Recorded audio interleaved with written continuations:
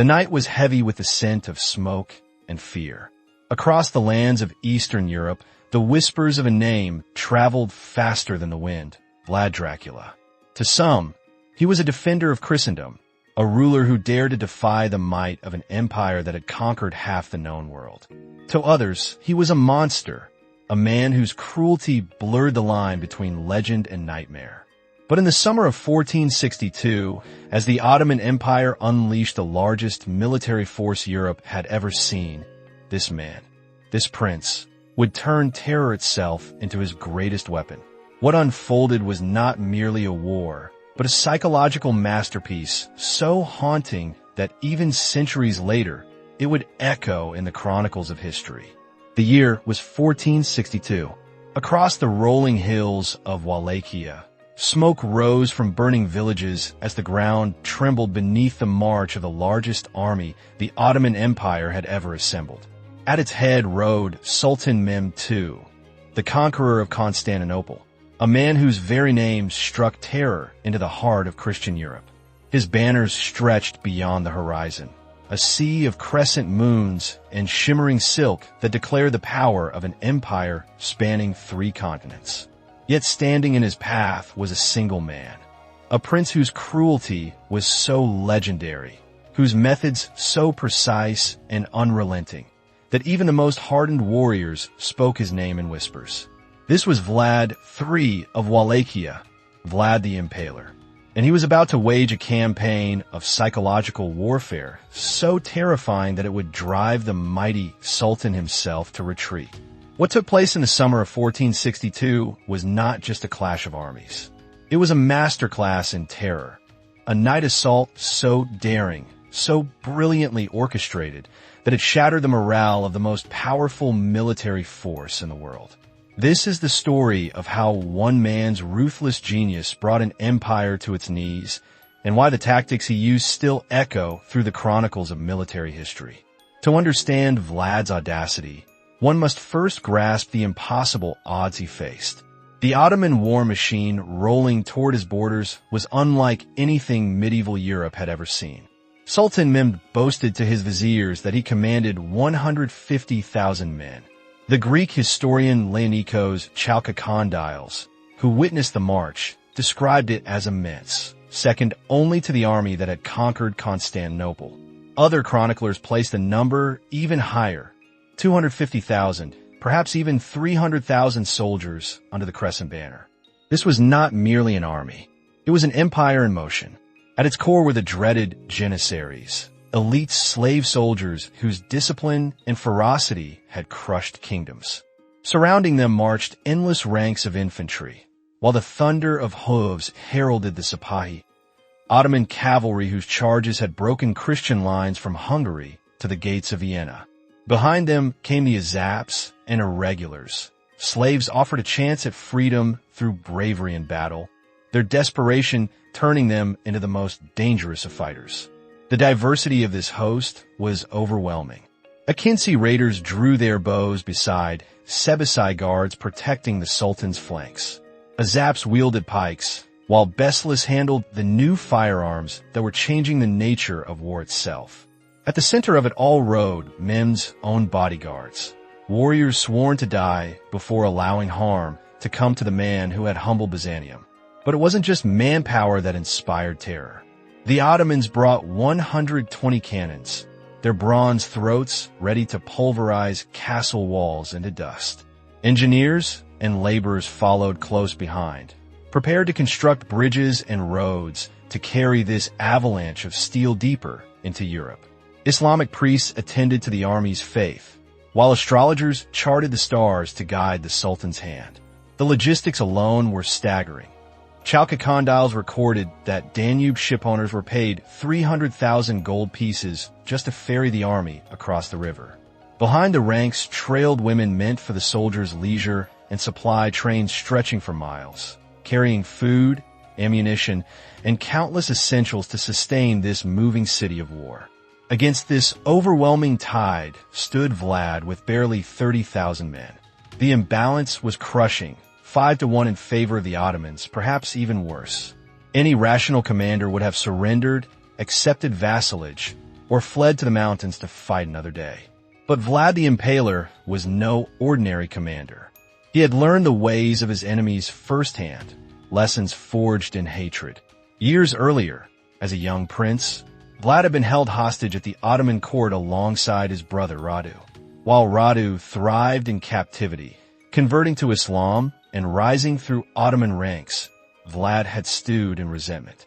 He studied the Ottomans with cold precision, learning their language, customs, and weaknesses.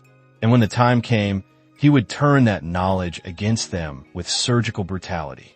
The war began when Vlad refused to pay the annual tribute demanded by the Sultan, 10,000 ducats and 500 recruits. When Ottoman envoys came to collect, Vlad sent them back with their turbans nailed to their heads. The message was unmistakable. Wallachia would not kneel. But Vlad didn't wait for Mehmed's response. In an act that stunned even his own men, he launched a preemptive strike across the Danube into Ottoman Bulgaria. The campaign that followed was nothing short of nightmarish. Village after village fell, and in each, Vlad left his grisly signature. Forests of stakes bearing the impaled bodies of Ottoman soldiers and civilians alike. In a letter to King Matthias Corvinus of Hungary, Vlad recorded his work with chilling precision. 23,884 Turks slain, not counting those burned alive or beheaded. The numbers read like an accountant's ledger, but behind each figure was a calculated act of terror meant to echo all the way to the Sultan's ears. This was not just war. It was a statement, a declaration that fear itself could be weaponized. Mehmed's response was swift. He summoned an army even greater than the one that had taken Constantinople. When this campaign ended, he vowed, Wallachia would cease to exist, and Vlad's head would hang from the gates of Adrianople. As the great Ottoman host advanced north, few could have imagined what awaited them. Vlad, their former hostage, had prepared his land like a trap. He understood that he could never defeat such a force in open battle, but he could destroy its will to fight. The Ottomans crossed the Danube like a swarm of locusts. Their ships darkened the waters. Their banners turned day into shadow. Yet as they marched deeper into Wallachia, they found nothing. No defenders. No villages bustling with life. No spoils of war. Vlad had emptied the land itself. Wells were poisoned with the carcasses of animals. Granaries were torched. Crops were burned. Entire towns vanished, their people driven into the mountains. The invaders advanced through a wasteland designed to starve them, dehydrate them, and break their spirit. Even the terrain had turned against them. Rivers were diverted into treacherous marshes. Roads were torn up, replaced with deadly pits disguised with branches. Horses broke their legs. Men fell and never rose again. The psychological toll was immense. Chronicler Tursun Beg wrote that soldiers marched for days without finding a single drop of clean water.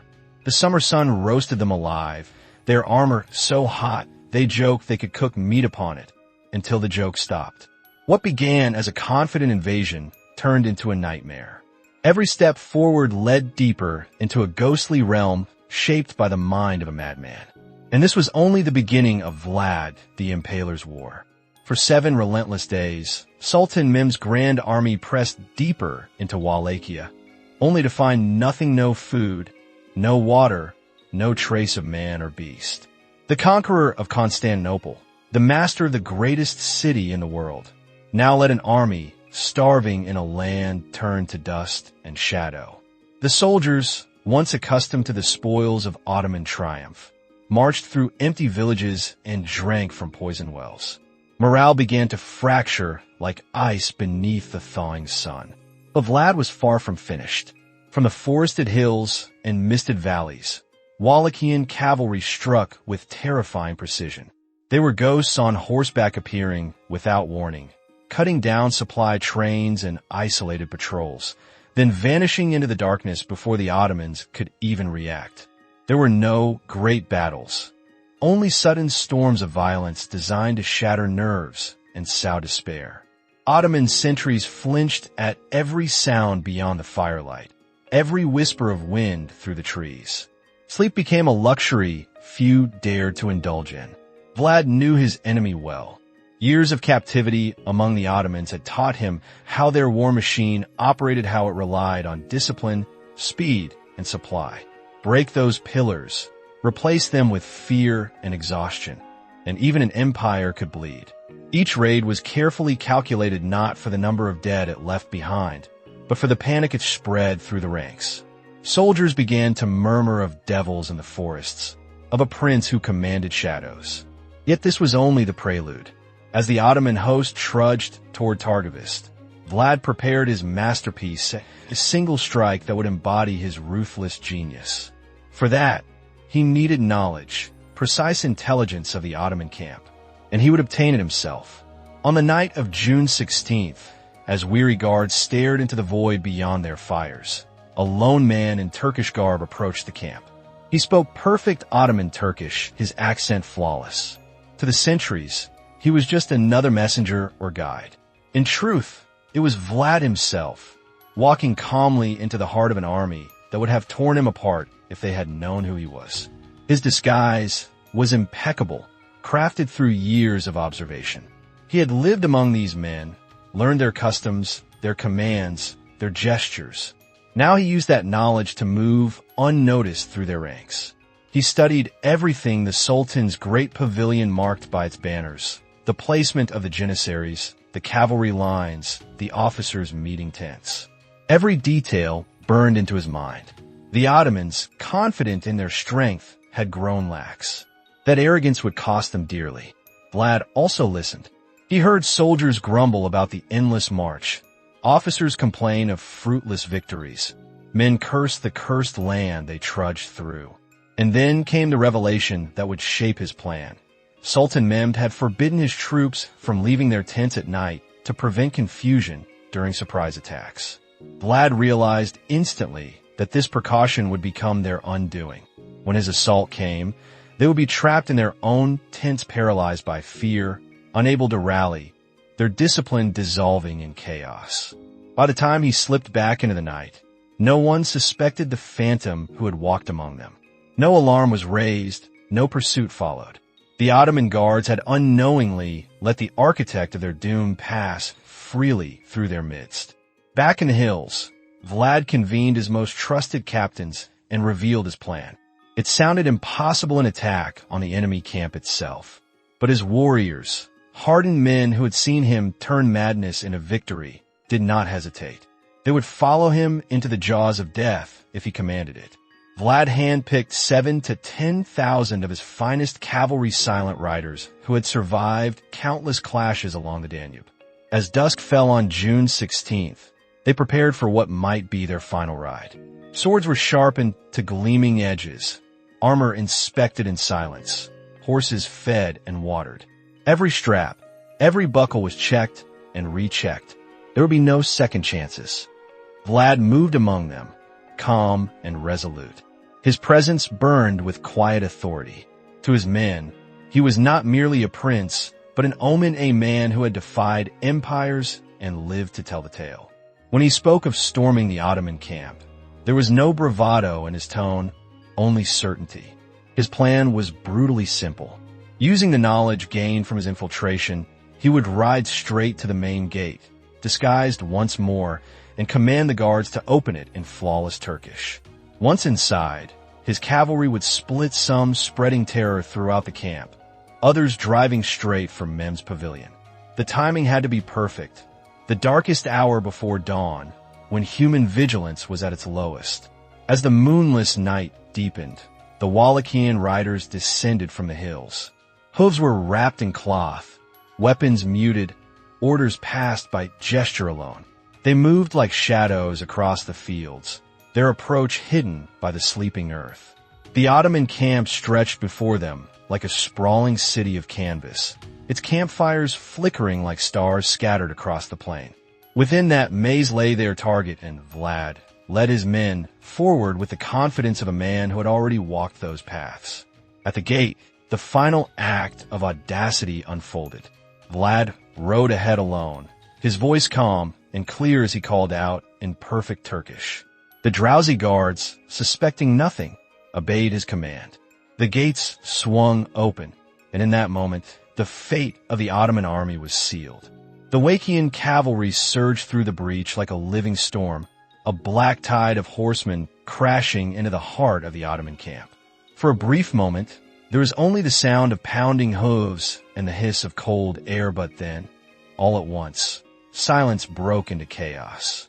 Torches burst to life, casting jagged shadows across the sprawling encampment, illuminating a nightmare in motion. Horses reared and screamed as Wallachia riders carved through tent ropes, sending silken canopies collapsing over confused soldiers. Supply wagons splintered under the crush of hooves.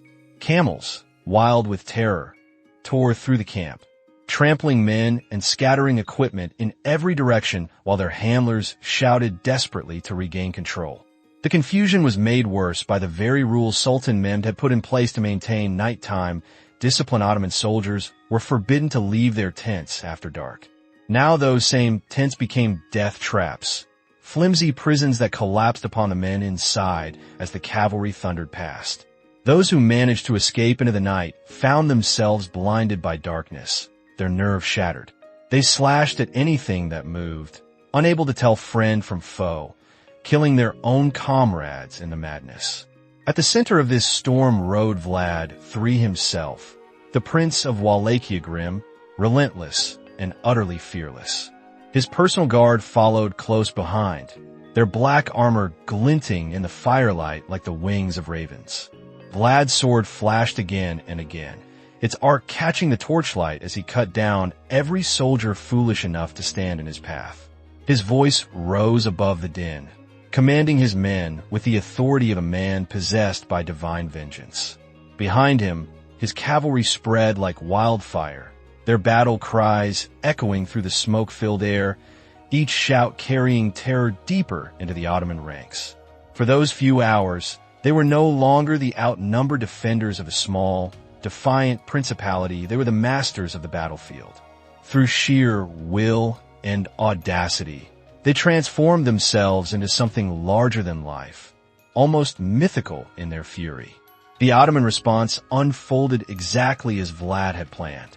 Panic rippled through the camp like a plague. Regiments turned their weapons on one another, convinced that infiltrators had disguised themselves among their ranks. Officers shouted conflicting orders as discipline disintegrated. The organization and precision that had long defined Ottoman military supremacy vanished in the chaos. The sounds of battle erupted from every direction at once, swords clashing, horses screaming, men shouting in terror, creating the illusion that the camp was under attack by tens of thousands, rather than a few thousand Wallachia horsemen. The night became an endless circle of confusion and fear. For 3 long hours from midnight until the first hint of dawn, the carnage continued. Vlad's horsemen struck and vanished, reappearing like ghosts in another sector of the camp before the Ottomans could regroup. Wagons burned, supply lines were shredded, and the grand Ottoman camp, once a symbol of imperial power, was reduced to a landscape of fire and ruin. Yet despite all this destruction, the ultimate objective slipped from Vlad's grasp. When his riders finally reached the Sultan's pavilion, they found it abandoned.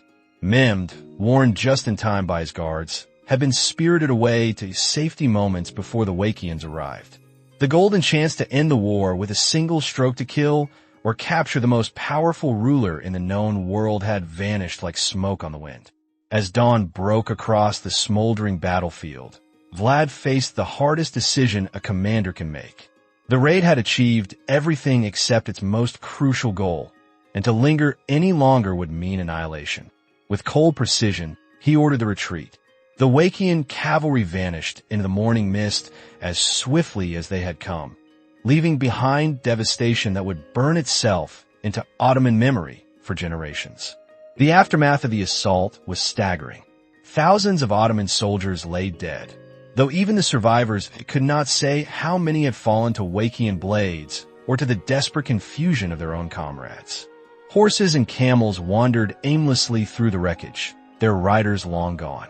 Wagons smoldered, tents lay shredded, and the once organized camp was nothing more than a graveyard of splintered wood and torn silk. The ground itself was slick with blood, But the true damage ran far deeper than the physical destruction. The psychological wound struck to the heart of the empire's pride. These were men bred to victory soldiers of an empire that had conquered half the known world, who had breached the walls of Constantinople and believed themselves unstoppable. To see their invincible army brought to its knees by what appeared to be a small band of barbaric horsemen shattered something far greater than their formation. It shattered their faith. Even Sultan Mehmed II, the mighty conqueror of Constantinople, was shaken to his core. For the first time in his career, he had been forced to flee not from a great army, but from a man he had once dismissed as a petty prince. The humiliation was immense. The conqueror of cities had run for his life through the night, and word of that flight would soon spread across his empire like wildfire.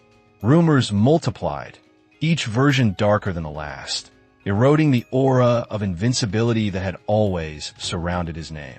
His soldiers, once fearless, began to question whether divine favor still guided their banners. The fear that Vlad had sown that night would prove far more potent than any sword. But for Vlad, the night attack was only the beginning.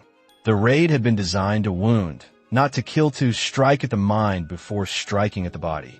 As Mehmed's army regrouped and limped toward the Wallachian capital weeks later, they were met by a sight that no human mind could easily endure. Rising before them was a forest of 20,000 wooden stakes.